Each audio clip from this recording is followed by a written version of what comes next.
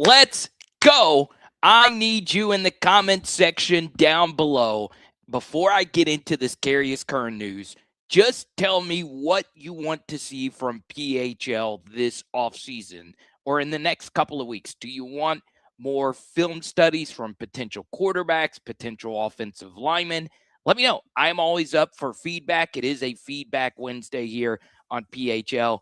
And look, Carious Curne is a big loss. There's just no other way around it. He was a mostly fine true freshman starter on the offensive line. And the truth is, not everybody's Will Campbell, not everybody's Emory Jones, where right off the jump, they're going to be elite players. But when you look at the profile of Carious Curne, it's one when he actually played this season that fit that of a true freshman, right? You could see here he had an abysmal game versus Texas A&M. Well, he was going up against Cassius Howell. That was the best defensive end in the conference this year, arguably. And then he had an abysmal game versus Arkansas. That was an emotional game for him where they were rotating offensive tackles in and out pretty frequently. Probably couldn't really get into a rhythm. But you saw he had elite games versus Ole Miss. That was a game where he was just thrown right into action because Ori Williams broke his face in the pregame. And then he had a really good game versus Alabama, which to me is somewhat debatable because he did have 3 false start penalties, but the actual snaps where he was on time, he was really good. Or it wasn't 3 false starts, it was just 3 penalties. So the truth is, anytime you lose an offensive lineman, it's not necessarily is this guy good or not. It becomes a math problem because the truth is, pretty much every offensive line that you will watch is going to have a weak link.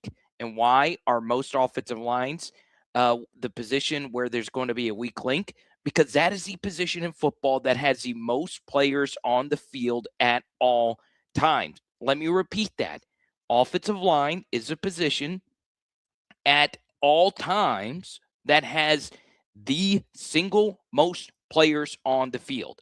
And there are instances where there's 6 offensive linemen on the field from time to time. So it is a depth position. And at the same time, there's not many great offensive linemen in the transfer portal. And that's the big thing. Even if you didn't think Carious Curne is all that great of a player, because there was some really tough action on tape that we saw from him. The truth is, though, anytime you lose an athlete of this caliber, it hurts because you don't know what he could have developed under Eric Walford and, of course, Lane Kiffin. So it's not a good day when you lose a player of this caliber. Now, why did he leave? Well, he was really close to Brad Davis. I got to know Carious a little bit before the season began, and when he committed to LSU, I got to meet him at a game, and I asked him, I said, hey, what's going to happen with your recruitment at LSU? Are you going to stay at LSU forever? He says, as long as Brad Davis is going to be there, I am going to be there. So, Brad Davis, of course, is a great recruiter. He's a guy that gets along with the players.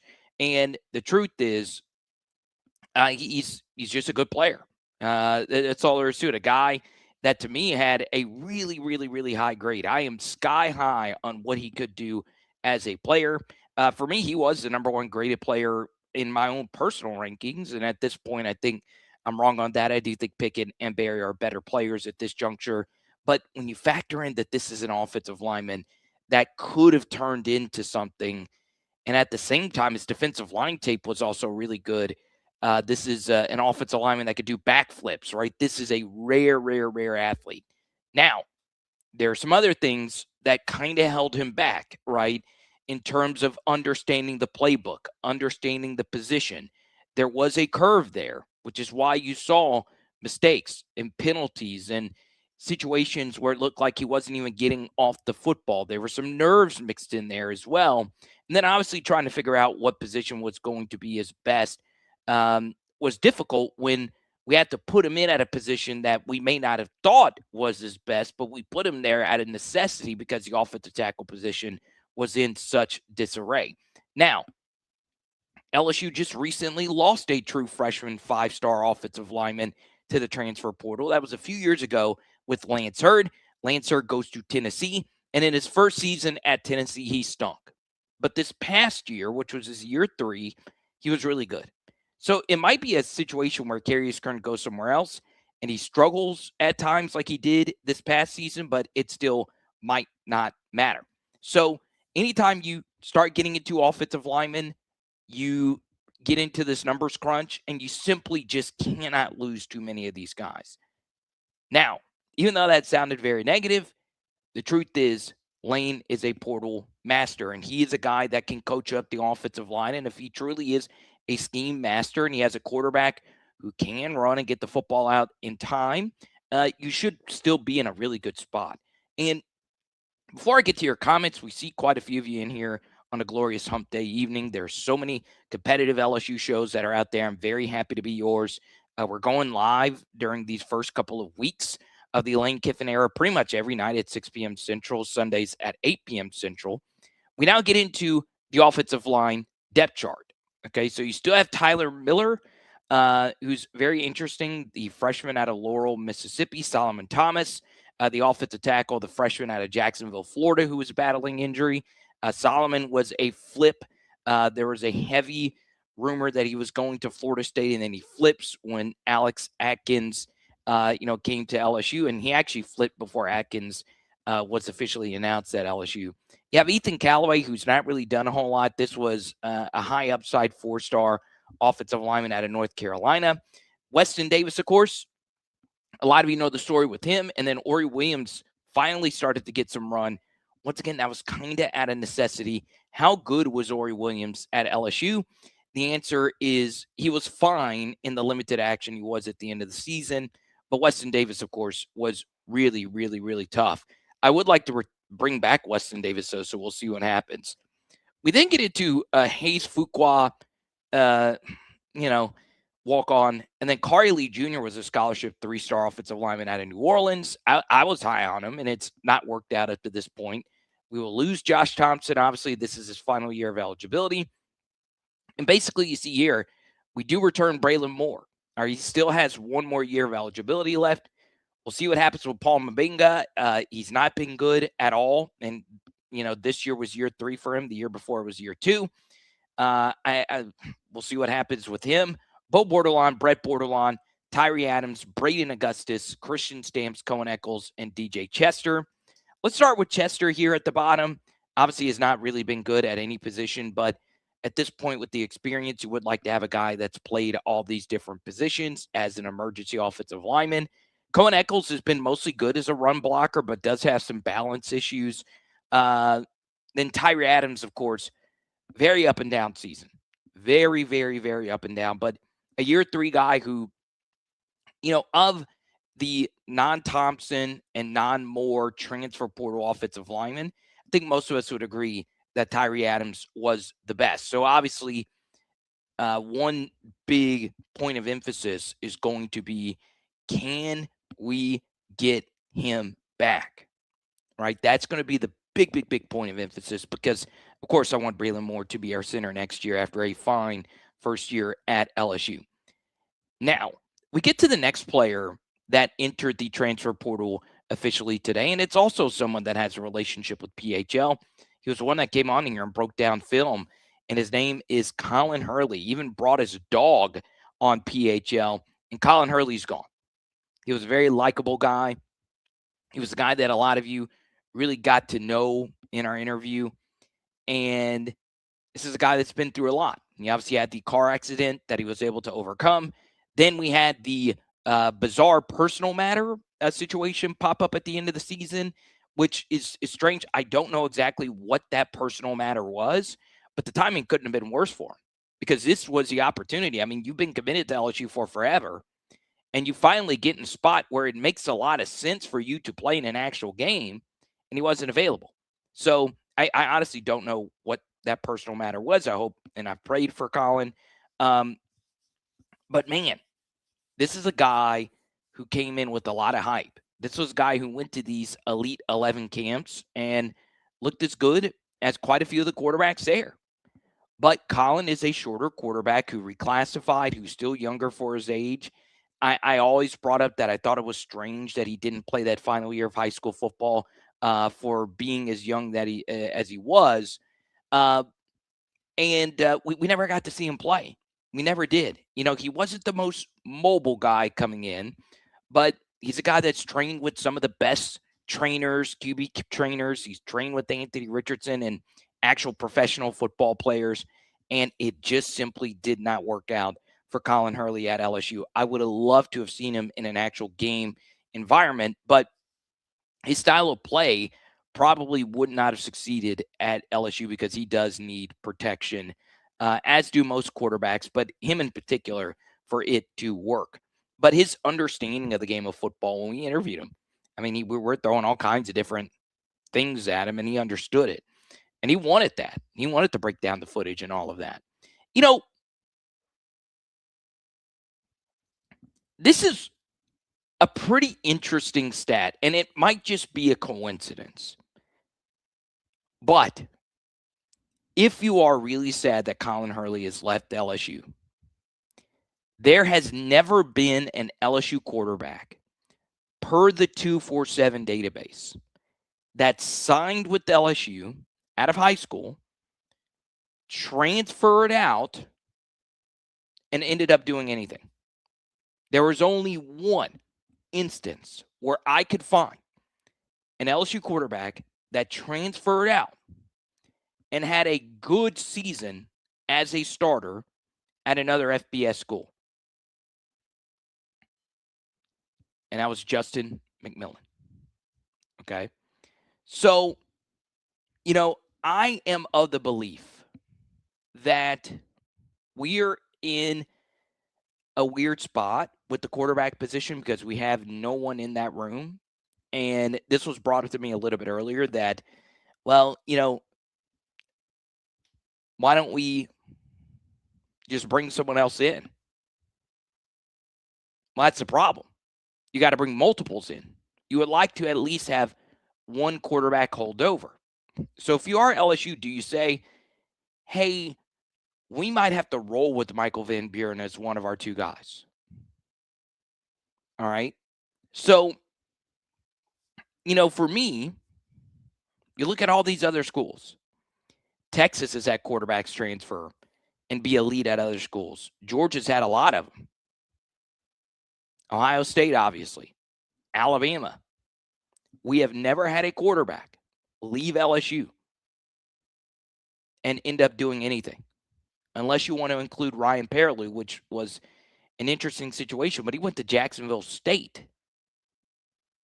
So if you think that this is going to come back and bite us, history says otherwise. Now, I do think this is important as far as Hurley is concerned. I do remember at the time, and I don't want to pull up these photos, the accident was pretty crazy. It was pretty crazy. And I know some people in Jacksonville where Colin is from, and all they ever told me, and you guys saw it in the interview, is that he was a great kid. Great kid. But one who knows Colin said, I probably would not have reclassified. I would have played that final year of high school football. I think that is the one position where you really don't want to rush things too much. Now, there were some factors at play, but,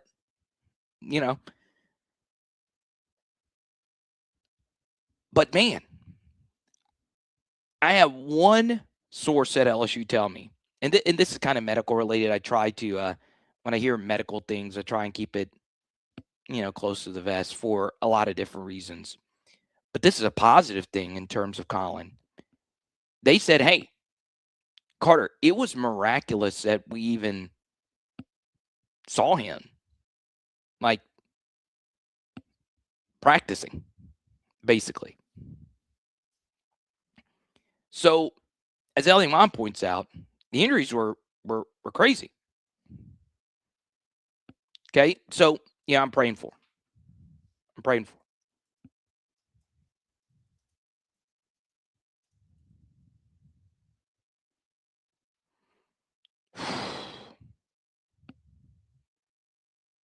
I was making sure I was correct. It was I thought it was like 4 or 5 months. Per Julie Bodwin of On3, it was 3 months. Crazy. We say hi to Sourdough Man. We say hi to Jared Addison. We go to Marvin. He says, Carter, you know LSU will be fine. I agree. Jeb, good to see you. Let's go to DK, go Tigers. Outside of a generational talent, everyone in NIL clown world is replaceable. It's not a big deal at all. Throw money at the problem to fix it. Okay.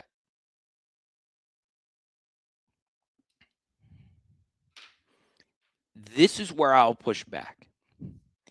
You are right. You know, there truly are few needle movers that are so hard to replace. And in college football, you can replace needle movers with other needle movers a little bit more easily. Like, we didn't have Jamar Chase play that COVID year. Boom, Kayshon Boutte. And Kayshon Boutte right into Malik Neighbors and then right into Brian Thomas Jr. So generational or just elite, if you will, is you're right. It is replaceable. But where I push back is numbers.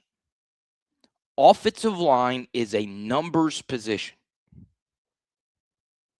And it's one of those things where you have to have 7 on your team that you can rely on. We didn't have more than 3, and that is generous. And Braylon Moore dealt with injuries. And Josh Thompson came along slowly. And Tyree Adams was up and down. It's hard. Offensive line is really hard. Okay? It's really hard. But does Lane Kiffin have a plan? Yes, he does. He does. But you ask me, hey, what's the deal with Curne? Are you going to miss him specifically? Yeah, because, I met him, talked to him. I think he could turn out to be a really, really, really special talent. But at the same time, I want you to think about what the offensive line at LSU would have looked like last year had Lance Hurd still been around. And once again, we were very unlucky in terms of timing that we had 2 offensive tackles basically precede Lance in the season before. They're not going to relinquish their position. And Lance wanted to go play. And Tennessee took care of him. And I don't think any one of us were too mad about that. We understood that. But, for me, how much better is LSU this year if we had Lance Hurd? Probably a lot better. And Lance isn't a perfect player. He had a bad game versus Alabama this year. When he played against some of the better teams, he struggled. But he was a better tackle than either of our tackles. So it's really hard at this position to overcome it. You can, though, with NIL, with recruiting, and, of course, you could do it with better play calling. And all of those things you are going to have. Now, this is something else.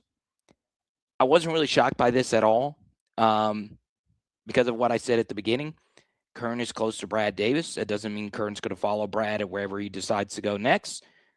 But that was 80 to 85% of the reason why I came to LSU. Okay. Let's go to Chris Law. Why can't people leave Coach Lane Kiffin alone and mind their own business? Yeah, I don't know. I don't know if you're talking to me. Well, this is my job, and this really isn't a criticism of Lane. I don't think this was a Lane decision. Okay. And if it was, it might be that he saw the tape and saw some of the games that Curne played, and he had some tough outings. But I don't think Curne is being told to pack his bags as a 5-star offensive lineman with game experience, especially with this first start being versus your team, and he played fine. But I will say, offensive linemen in the portal fetch big bucks. They just do. Now, we then get into the next thing, and it does involve Lane Kiffin and his business. There's a lot of these Twitter fights that are happening between LSU and Ole Miss. And obviously, still, the biggest story of the past 24 is the Frank Wilson news of him leaving. Like I said, we're going to be doing a lot of live streams when there is so much news, popping up and down. Jamie Sherry, good to see you. Emma Cat, Jay Addison, Richard on Facebook. Oh, Richard's in love. Look at that. Oh, at Dollywood. He's at Dollywood. Oh, baby. This stream, baby. We started. Well, I was going to make a 9 to 5 joke, but we actually did start a live stream during the Lane process at 9, and I thought we were going to go till 5 a.m. But anyway, I want to get into what to me is the defining Lane Kiffin story for me as we move forward. Is there is a transition with the Ole Miss coaches going to LSU and the LSU coaches going to Ole Miss. And on top of that, the guy who's taking over for Lane is a Louisiana guy in Coach Golding. And it's one of those things that it's pretty unprecedented. You rarely see coaching staffs change, and you're going to have a direct switch at 2 positions. General manager and running backs coach. As direct as it gets. One guy is going to the other and serving in the exact same capacity. So it's a strange dichotomy, if you will. And there's still a bunch of melting down over Lane, Frank, and the potential of those two working together, considering they've worked together before. So it's a strange thing. It's a strange thing. What I will tell you, though, and I truly do mean this, is what we've seen throughout college football history is the brand matters more than any assistant coach. But the head coach is what truly moves the needle. Was Ed Orgeron an elite head coach? Probably not. But damn it, he did a lot of good things as a coach when he actually got the head coaching job. And I'm not just saying 2019 LSU. 2018, that was a very, very good team. 2017, yeah, we lost to Troy, but we beat Florida on the road the very next week. That was also a very good team. Ed moved off coordinators. Ed did a lot of really sharp things, and he deserves a lot of credit for a lot of the things that he did. And he was a better coach than Brian Kelly was a coach. We wouldn't have guessed that, but he was. And the truth is, we don't have the success if Ed doesn't go on the heater he went on from 2017 to 2019. Does he get too much credit for some of it? Sure, yeah. I mean, Bill Bush was a big reason why Joe Burrow came down. I mean, there's all this different stuff. But the truth is, head coaches is what moves the needle. It's just how it works. Do assistant coaches matter? You betcha. They really, really, really do. And Frank is a really good one. And there has been a lot of criticism over the running backs room at LSU not performing up to LSU standard. We've not had a 100-yard rusher in forever. We've not really had that dominant 1,000-yard rusher. I do think that's more of the environment and the scheme. I do think part of it is it's hard to run a regular rushing attack with a quarterback like Garrett. Our run game wasn't really diverse. Well, it was diverse in that we tried so many different things and none of them worked. So when you don't have a run play that works, it's hard to just do anything right. And, for me, I keep going back to LSU at the running back position was at its peak when Frank Wilson landed Leonard Fournette. All right, a 5-star to New Orleans. We give Frank all the credit in the world there. But my age-old belief is we tend to overvalue position coaches. Okay? We tend to do it. We say Adam Mello. And he wants to talk about Cortez Hankton. LSU needs to keep the wide receiver rotation homemade. That seems to work for us. So in-state wide receivers. It's going to be interesting, Mello. So let's talk about a few in-state wide receivers. Amarion Miller hit the transfer portal. Colorado Buffaloes. Okay. Then, of course, you had the situation where a lot of you wanted Kenny Darby. Lane went and flipped one of his guys, the Barber kid, the wide receiver out of Alabama, who's got an impressive tape. I think he could be a really good collegiate slot receiver. I think he could play all three positions, honestly. And, this gets brought up all the time about the in-state wide receivers. CJ Daniels was the first out-of-state wide receiver at LSU to catch over 40 passes at LSU since Terrence Tolliver, and that was a transfer. All right, and then Barryon Brown had the season that he had this year, and it wasn't really that great, if we're being completely honest. It wasn't terrible, but it wasn't great. Okay, so you're right. Most of the wide receivers you're able to keep in-house, but here's the problem with that, Mello, is wide receiver talent that are of the 5-star Louisiana variety is very valuable. And look no further than Easton Royal, who just committed to Texas. Easton Royal is very good at football. All right. I don't think Hanville is in here. If you are Hanville, please speak up, because he was the one that put us under a rabbit hole. It was actually hour 4 of that 5-hour stream. And we broke down Easton Royal's tape, and holy moly, it was really good. Okay. But the truth is, 5-star wide receivers are near mortal locks now to be studs. I'm serious. They On3 gets that stuff right. They just do. A few years ago, they missed on some, and they're like, no, we were not going to miss on one ever again. And they rarely do. Who were On3's elite 5-star receivers from a few years ago? Well, it's Jeremiah Smith, Cam Coleman, Ryan Williams, and Ryan Wingo. Looks like they got that right. Almost to a T. And then last year, who was their number one guy? It was DeCorian Moore. All right, so DeCorian Moore grew up loving LSU, was a 5-star, grew up idolizing Odell Beckham Jr., and then Oregon came calling, and it hurt us. He was really good. He was an out-of-state wide receiver. So, yes, we're going in a different direction with Cortez Hankton, and I can publicly say this now that he's interviewing for other jobs. And our patrons got this, okay? And this isn't some kind of special scoop, if you will, but this did happen. And through various sources, I know that Cortez has actually seen this himself, okay? So I posted a photo in the Discord, and it got out of the Discord. It's okay.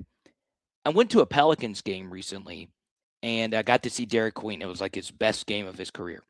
And we lost the game to the Spurs. And I was walking back to my seat, and I got stopped. An officer stopped me, and I thought I was in the wrong section. When you get stopped a lot, they say, hey, where's your ticket stub? You're going in the wrong way. And you guys know I'm not one to step on any toes when I'm at a sporting event. I just want to go to my seat, cheer, go crazy. And this man stops me and says, hey, I'm a big fan of your LSU YouTube channel. Love the way you break down film.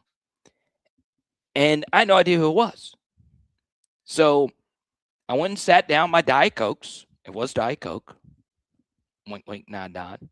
Might not have been Diet Coke. And I walk back to the man because anytime I get stopped, and it happened a few times that night, I want to talk. Anytime any of you see me in public, stop me. I want to meet you. I want to talk to you and get to know you. And it was Cortez Hankton's dad. All right, now think about it. I mean, their family is very successful. Cortez, obviously, a very successful college football coach, has a national championship. His younger brother also on LSU staff. And Cortez's dad stopped me to appreciate me on the channel. And if he's a diehard, he knows I've been critical of Cortez. And I told him straight up, hey, I appreciate your son. I hope for the best for whatever he does next. And, it was already known that Ole Miss was going to bring over their pretty much their entire offensive coaching staff.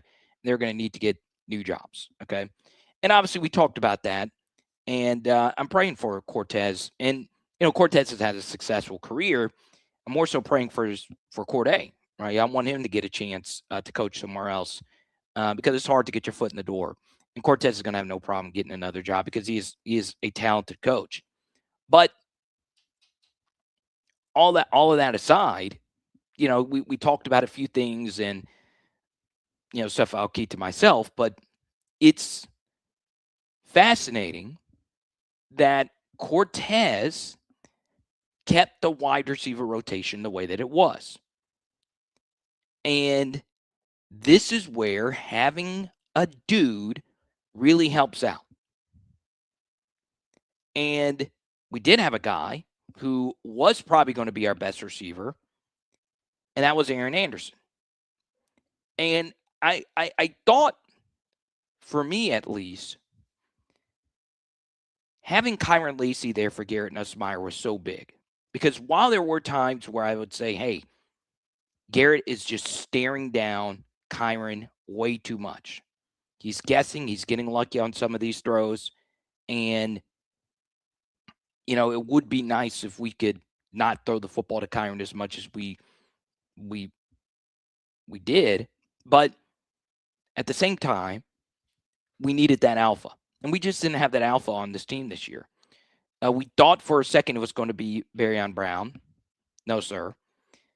Aaron, when he was healthy, was still having a good season. He got hurt. So we were without a slot receiver, and then we were out Barryon, basically Barryon not having the season that we thought he was going to have.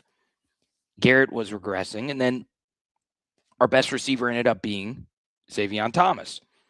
And we thought Chris was going to be that guy. Chris went to SEC Media Days. He just wasn't that guy.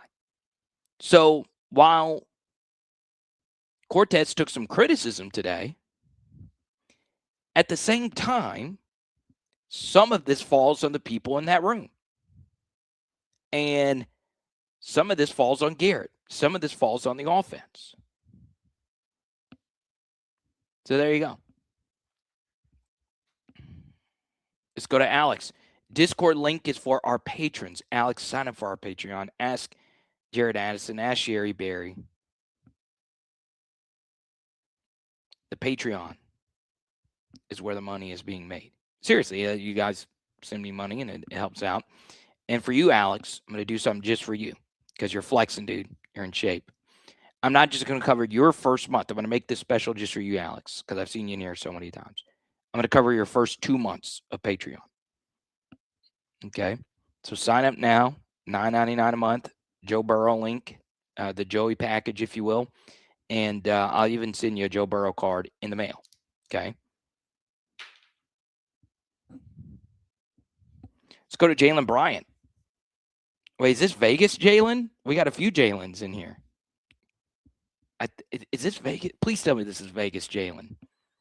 Because actually, me, you, and Jared actually took a photo together. We got a few Jalens that are taller. All right, King, I got you. I'll cover your first 2 months as well.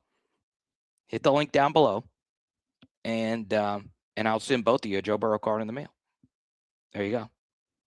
And you'll get to be a part of the Discord and all of it, and I'll Venmo you the money immediately. So this isn't Vegas Jalen. Oh my God, this is not Vegas Jalen. But I still love you. The other Jalen is a huge, huge Kentucky basketball fan, and I feel terrible for him. But man-child Francis, breakout season next year. Yeah, you know what was frustrating, Jalen, was he was brought up a few times by Frank. We just never got to see him. And how can he play? It's impossible with the logjam that we had at the position. Let's go to Chooch. I don't think we actually had a true running play other than the time we lined Jack Pyburn up in the backfield. I want to send this to him. Yeah, there's some truth to that. Some of it was they lined up terribly. Some of it also, though, was, hey, we actually had someone back there that wanted to knock somebody's face off. And there's Sherry Bear. There you go.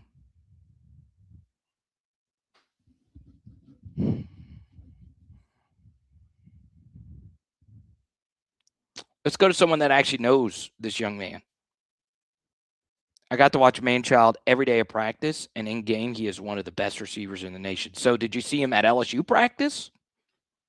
Are you an insider on a burner, or did you see him at Etna Car practice? Let me know. At Etna Car. Now, it's normally time for a fortifying Gulf Coast break and a labor therapy break, but just got a message from our friends at Labor Therapy. They said don't run the spot tonight unless you need a break. That's what the people at Labor Therapy do for you guys. They're like, Carter, we're just a fan of the channel. We just want to support. But if you're in need of physical therapy, there's 5 different locations throughout Lafayette. Check out labortherapy.com. Yep. Power Hour, 5-hour energy. They need to they need to sponsor the channel. Okay. I want to get back into some LSU content, but I do want to talk about sports media for a second. And since we are on the topic of Patreon and all of that, I was going to do a break sharing what the Patreon bonuses are because people learn about it every day. We also have the membership program where you click the join button and you get extra film studies with the membership program and members only videos. And that's a part of YouTube. Okay. So this is happening for everybody on YouTube. You know, super chats have gone down for a lot of different content creators, all kinds of bonuses, and it's the economy. All right. And my viewership's gone up and there you go. And I knew Jared was going to drop this right when I said this. That's why I love you, but I love you more than that. Shout out to the fam. But this is so big today. So Barstool announced that they're moving their 3 biggest shows to Netflix. All right. And one of them is Pardon My Take. It's the greatest sports podcast I consider on the planet for quite a few reasons. It's not my favorite, but I do think it's the greatest. And I won't get into all the different reasons as to why. I've had the good fortune to sit next to those guys at an LSU game before. So Ryan Rosillo, who's also a friend of the channel, his show's going behind Netflix as well. So why do I say all of that? Well, the good thing about YouTube is it will take what Netflix is paying them for me to get off YouTube. I freaking love YouTube. I've had YouTube projects that none of you know about that have bombed horribly. Power Hour LSU, Power Hour SEC, and Power Hour NFL. Lucky enough, they have not bombed. But I wanted to go on this diatribe for a bit because you do see ads that happen during the stream and all of that. Understand that I get a little bit of those ads. Okay. Now I can click this button and an ad will pop up for you guys like automatically, like on YouTube's end. But At the same time, and one might have popped up there, 'cause I didn't click the button. This is me speaking on behalf of Blake, speaking on behalf of Tingle, because I don't know the Tingle guys that well. I don't know Tingle at all. But anytime you watch those guys' stuff and you see an ad, understand how cool it is that these people that do these shows that you find somewhat entertaining, they're doing it for free. And I understand it's frustrating that like some content gets put behind a paywall. Trust me, I wish everybody can have my membership. I wish everybody can have Shay Dixon's great on 3 reporting or the athletic or all of that. But in particular for smaller creators, it helps out so much. It really, really, really does. Which is why, I feel like I'm giving you good return on investment with the Discord and all of that. But there you go. Just a quick diatribe, because now those great Barstool shows, you could still listen to them for free, but to watch them, which they are entertaining, you got to have Netflix. I don't have Netflix. I don't. My wife does, so I watch it on her account. But so technically we do. I think it's actually her mom's account. But yeah, just understand, I'm always going to be on YouTube, though. This is my favorite platform. It really is. Okay. Let's go to Amacat. He says it's difficult to judge coaches. It's all based on how the players perform. Davis and Hankton looked pretty good when Neighbors, Thomas, and Campbell were still there. And that's the God's honest truth. So I actually know a pretty high-level coaching agency that grades all the assistant coaches. And I've actually seen some of the data that they have. It's pretty extensive. And they have their own analytics for how they grade coaches based on how they recruit and then how they develop those recruits and how they mesh well with certain systems that speeds up or slows down or any of that. And what's very interesting about those recruiting rankings and those scores is they are still so coordinator dependent. They really, really, really are. And for me, oh, there you go. Alex just joined. There you go, Alex. I'll Venmo you the $20 here in a second. Or actually send me a message on Patreon. I'll send it to you right now. Same thing for you, King. What's very interesting is when you actually break down how every position group is graded, it simply does come down to how good your players are. Now, is there some development mixed in there? Sure, right? Like, for instance, Kansas State under the Bill Snyder era, they didn't have some ridiculously crazy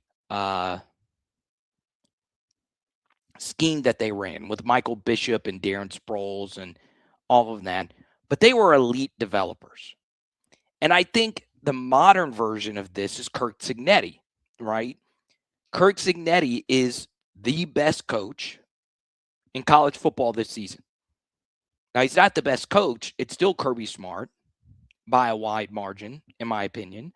But Cignetti is really good at evaluating and developing.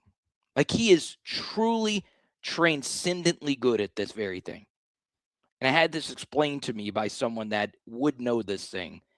And he says that the way that his staff sees things is different.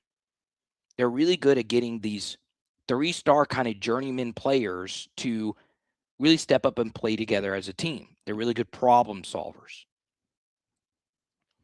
And honestly, that's a great thing.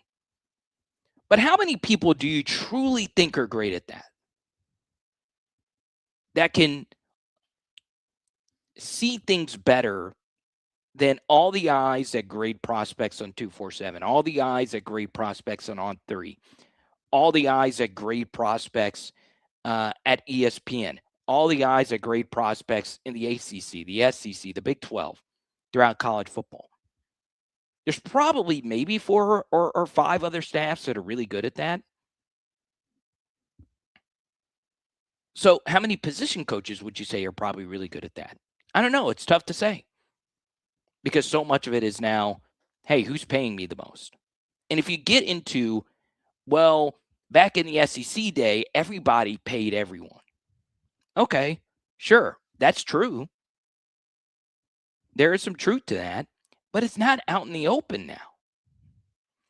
I mean, I still don't think people understand how big this tweet was by USC. So USC tweeted out that Jordan Mailata is coming back. All right. But it's not that they tweeted that out and Mailata is their best quarterback. Okay.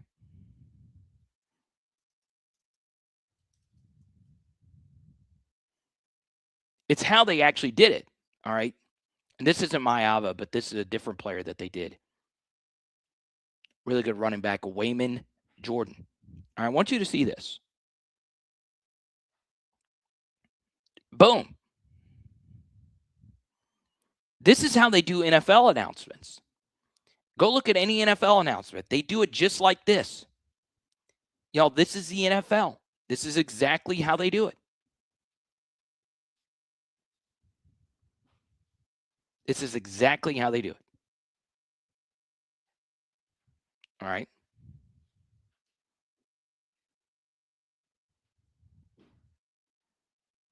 So while players have always been paid, it's now direct conversations.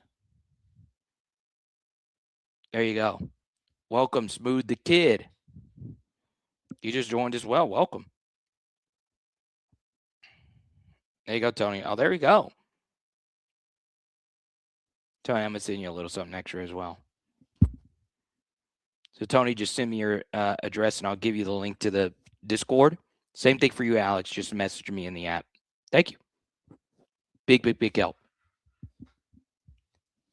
But let's go to Ronnie Super Chat and we'll get to Guitar George. A true freshman offensive lineman playing used to be unheard of. Why is Curne deciding to leave? Was it an NIL negotiation he didn't like? So I'll share what I shared at the beginning. Some of it is coach related. He came to LSU because of Brad Davis. It's just that simple. All right. And Brad Davis is not being retained. Now, is that 110% the reason he's leaving now? I don't know. I'm not talking to him. But I will tell you, during his recruitment, I've spoken to this kid. He said, Carter, as long as Brad Davis is there, I'm going. I'm staying. I'm staying.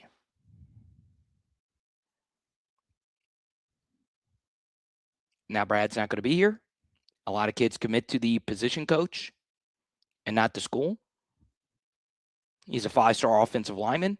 If you're a 5-star offensive lineman and you don't play in year one and you go into the portal, you're still going to make a lot of money because there's just not a lot of guys out there. There's just not. Thank you. I appreciate it. Now, Smooth the Kid, since you just joined the Patreon, this is my question for you. Since you're a Cowboys fan, when will old George Pickens be back? My fantasy lineup desperately needs it because I'm going up against stinking Preston Guy tomorrow. And Preston was on here. We even showed you the fantasy matchup. I hate Preston's guts. And he was bragging about benching Joe Burrow in favor of Justin Herbert. So that's what I need to know, Smooth the Kid. When are we going to get George Pickens back? Because when George Pickens is on, how many wide receivers in the NFL are funner than him? Holy crap. Okay. Let's go to Guitar George. Will BK's tenure be seen as a net positive or a net negative given all of the most recent developments on the staff and roster? This is a very good question. And I could opine on this for hours.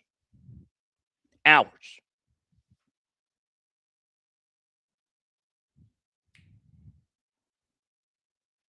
It was a net Okay. Obviously, Brian Kelly inherited a mess that Ed Orgeron left behind. Is the mess that Lane Kiffin is cleaning up, is it harder than what Brian Kelly left behind? Yes, I do think so. And I'm not saying that just to be sympathetic to Lane. Remember, we had Garrett Nussmeier coming back. Then we had the Miles Brennan thing. And then we had Jaden Daniels. And then we had Walker Howard sign. So that was arguably one of the most talented quarterback rooms we have ever had at LSU in Brian Kelly's first season. Now, he had the 39 scholarship guys and all of that mumbo jumbo, but this was different. I do think this one's going to be tougher with the 9-game conference schedule. And you got to ask yourself, do you think if we land Trinidad Chambliss, is he as good as Jaden Daniels? I mean, I don't know. Probably not. And Jaden was still very good in 2022. I will say year 5 Trinidad is probably going to be, or it would be year 6 Trinidad is probably a better quarterback than, in Lane's system at LSU, it's probably a better quarterback than year 1 Jaden. But, you know, what I would say, where Brian Kelly got very unlucky, is that a lot of the elite players that we brought in weren't good. I wish there was another way I could put that. They just were not good. 2022 was one of the best recruiting classes we have ever had at LSU, ever. And that was Brian Kelly's first full class. And that class had a bunch of studs in it. But 2023 was a disaster. A lot of the elite kids in that class weren't that good. And they haven't been good at their next stops outside of Lance Hurd and Womack to a certain degree this year.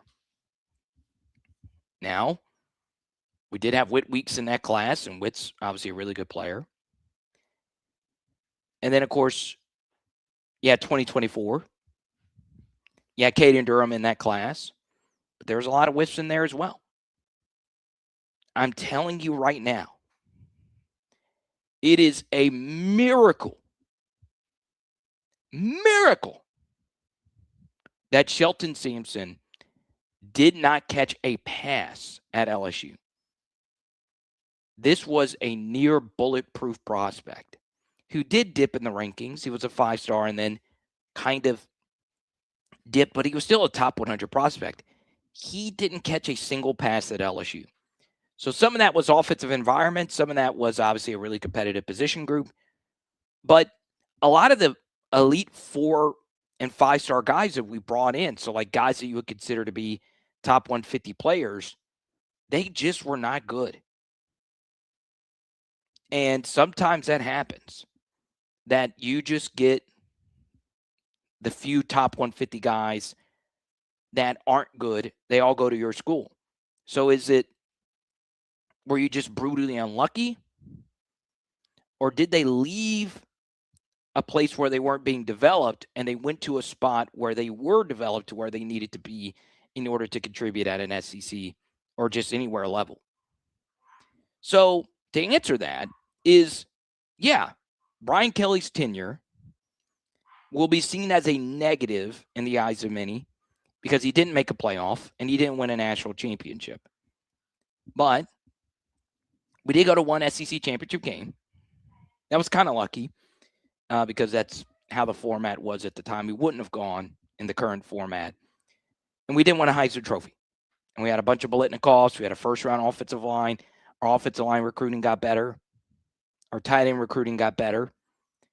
But I think it is fair to consider it a negative. And I understand, like, my viewership goes down if I talk too much about Brian Kelly because people are just so sick of hearing it. But I do think nationally, though, people will view the Brian Kelly era as good because He did have 2 10-win seasons, and he did have the Heisman Trophy, and it will be considered a rash move that we made this move as quickly as we did. But anyone with actual eyes knows that Brian Kelly was one of the luckiest coaches in the SEC over the past 5 years. And the truth is, one of my criticisms of Brian Kelly coming into LSU is that when he was at Notre Dame, he was very lucky. There was a lot of things that went in his favor while he was at Notre Dame. A lot. And I can go down the list. All right. So, with someone like Lane, the thing that makes Lane very impressive is he's done what he's done with all these different types of quarterbacks at Ole Miss. Okay. Let's go to Peggy, one of our biggest supporters on the Twitter machine. And her daughter is also a supporter as well. So welcome, Peggy. So you said there weren't a lot of linemen in the portal. You don't think many more will enter? Yeah, so we had Cooper Patagna on recently, a very good resource. And he's a transfer portal czar. He gets paid a comfortable amount of money by CBS and 247 Sports to evaluate transfer portal prospects, and he's really sharp. And he's worked in actual athletic departments. He's worked for Nick Saban, and so on and so on. And I consider Cooper a really good friend. And per his own data, and we talked about this on his podcast recently, he had one NFL draftable grade on one offensive lineman that's in the portal. Okay, now it's not the worst thing, but he said the pickings were slim, basically. Now, have all the offensive linemen that we know of entered the portal yet? No, and some of them will look at it as a pure supply and demand thing, where their agents are going to be like, hey, there's not a whole lot of you in here. If you get in here, you're going to get X amount from school Y. So it's going to happen. It's going to happen. Let's go to Big Dex. Carter B, that was crazy. I knew Shelton Sampson was going to level up at LSU and didn't catch a pass. It's weird. It's weird. Okay. So Smooth the Kid told me CeeDee Lamb was off 1 week and then bounced back versus the Chiefs. Yeah, I don't know. I just need Pickens to go off this weekend. I do. He can't be less than top 5 right now. A 5-star with SEC starter experience, doesn't matter how good they are. There's just going to be people that are going to be like, hey, I'm taking a chance. This is worth a $250,000 dart throw without even watching them, to be honest. Okay, everybody, welcome downtown, Jake. You're not a new viewer, though. I'm going to call you out on that. I've seen you in here before. Good to see you. I can't forget that baseball avatar. By the way, we do cover LSU baseball, and it's not going to be diehard coverage, Joe. Blake Ruffino's great at that. There's many other LSU people that are great at that. But I am really excited to see Jay Johnson kick some more ass.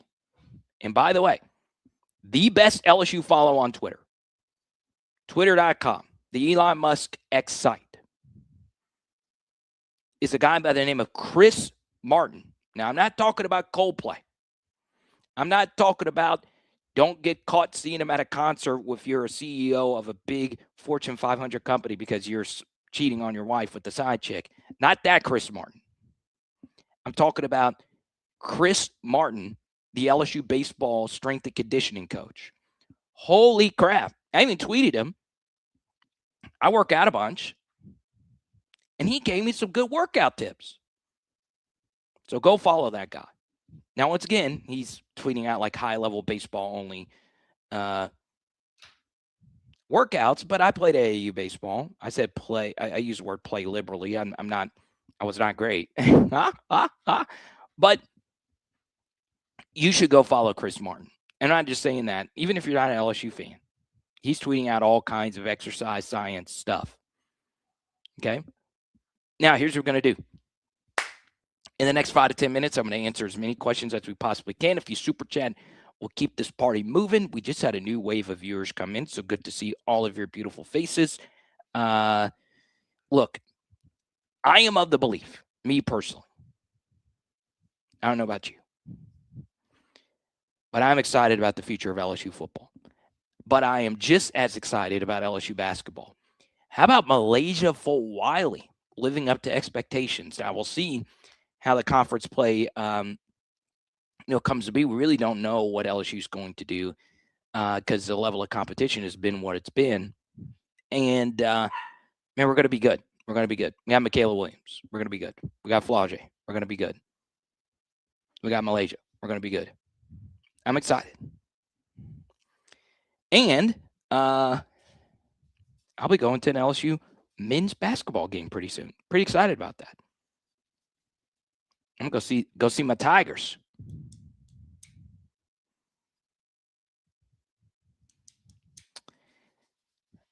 Ripped Up Samuel, good to see you.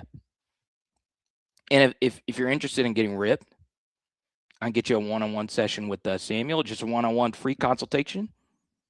No questions asked.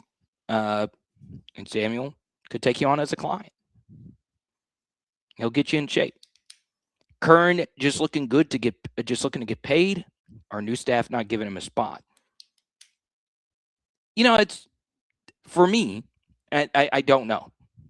I don't know specifically in Carious' case. What I can tell you though, well, I'll say this: I don't know a gazillion %. Okay, but this happens. This happens anytime there's a new staff coming in. Your role's not guaranteed.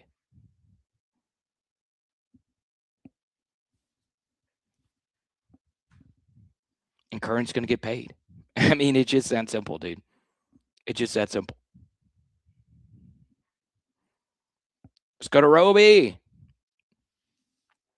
Can we hear you online broadcasting the college basketball game play-by-play? You can. I don't have a game on the schedule until January, mid-January, so it's going to be a while. But since Roby super chatted, I'll play one of the clips if you guys don't mind. By the way, speaking of basketball, I am a little frustrated that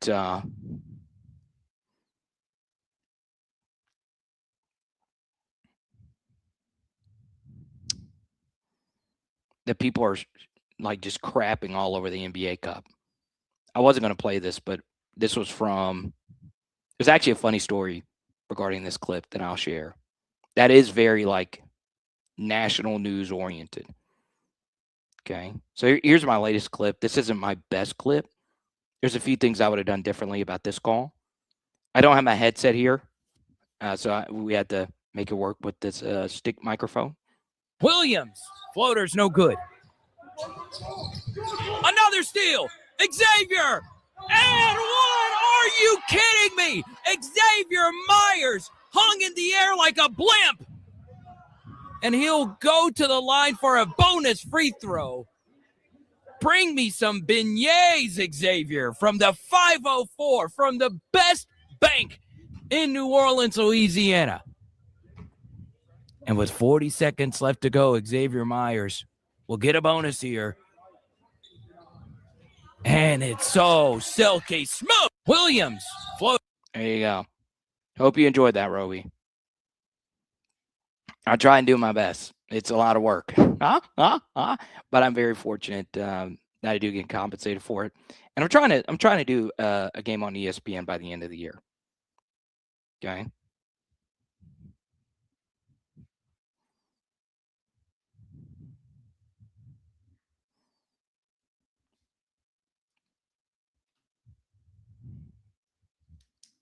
So, quick story on that clip. So, Xavier Myers went to Archbishop Shaw. And I tweeted that clip out a day before they played in the state championship game. And they were the team that lost the state championship game in football, where the kid threw his helmet off, and it was like the most miraculous state final ending in Louisiana history. So I was tagging Archbishop Shaw in the clips, not knowing that impending doom was on the way. Because I want to highlight, because Xavier Myers, I mean, this is a NJCAA Division II. So I want to give him all the shine he can get. I do think he can play at a higher level than where he's playing. And he's also from New Orleans. Okay. So his mom's become a big fan of the basketball streams. So I was like, man, that was a great play by Xavier. I was like, damn, dude. And then I felt terrible because Archbishop Shaw was getting like just random basketball mentions while they were going through literally the worst moment in their school's history. So yeah, I'll post a link. Let me see. I got my schedule here somewhere. My next game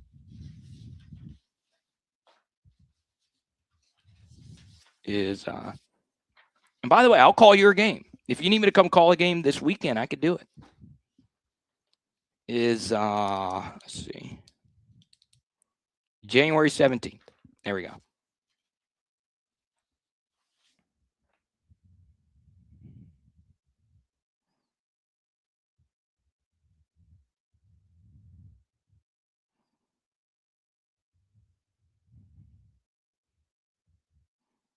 I'm excited.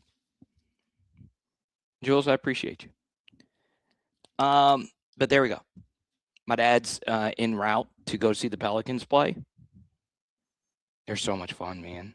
Pelicans have gotten to be so much fun to watch.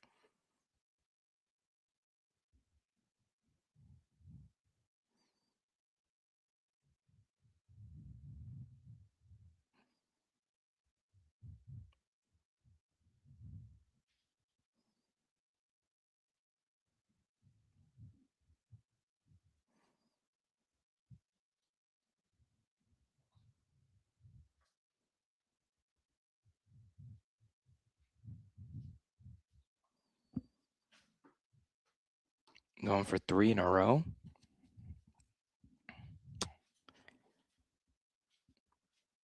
Whatever Jeremiah fears once in life is what I want in life. That's all there is to it.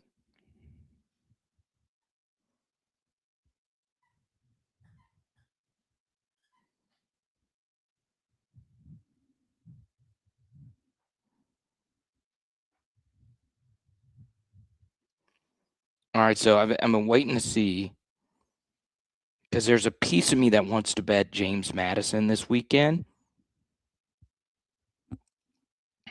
Oregon questionable wide receivers: DeCorian Moore, Gary Bryant, and Evan Stewart. They still have their tight end, Kenyon Sadiq, who's a superstar. But I'm telling you right now, dude, the Sharps are all over. They're all over Oregon in this game. All right, let's go here. Is there any shot that we could trade Herb or Zion and get back into the first round? No.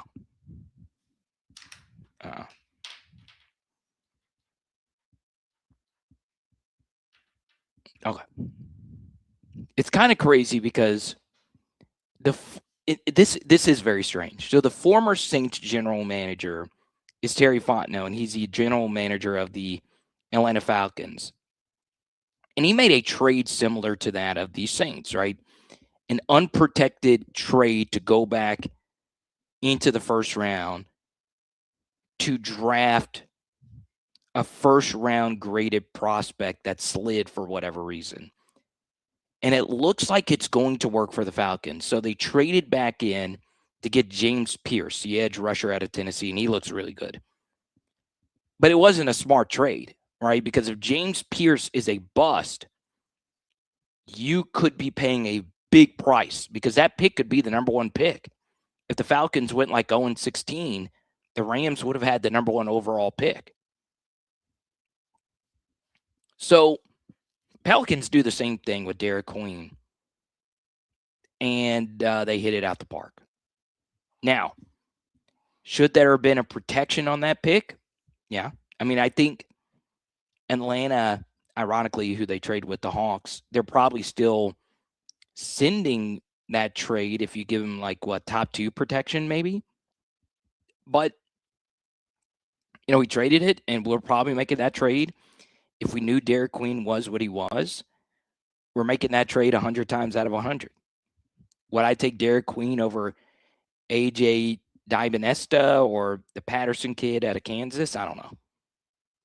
I am, though, because I like Derek Queen. He plays a honorable style of basketball. I always cheer for my below-the-rim superstars.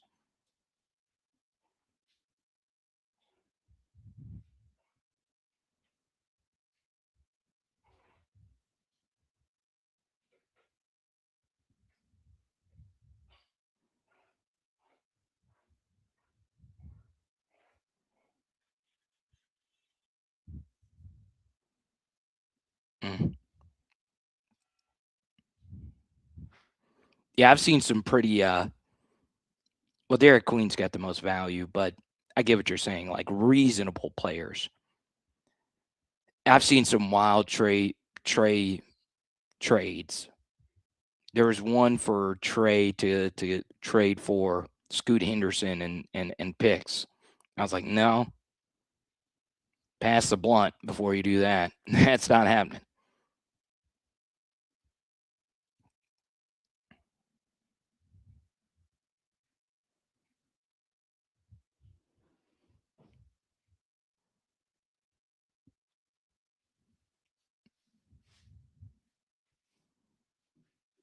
Interesting. Tulane put one of their better receivers as doubtful for the playoff game.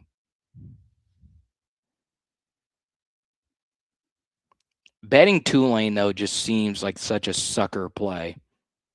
It really does seem like just sucker stuff.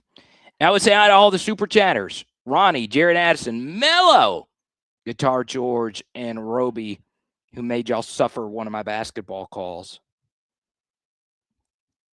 What if the head producer of ESPN was watching and they're like, that's our next Dan Schulman right there. Move over, Dan. Carter's sitting next to Jay Billis now.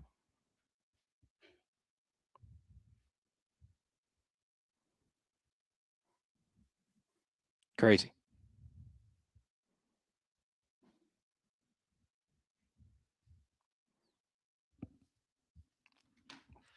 And big thanks to all our new patrons. Got some fun patrons. Love to see it, okay? It is Power Hour LSU. Boom. Special thanks. A commercial-free edition of tonight's show was thanks to our friends at Labor Therapy. And by commercial-free, commercials on my end that I play at a certain point in time. And tonight we are doing burgers. Let's go.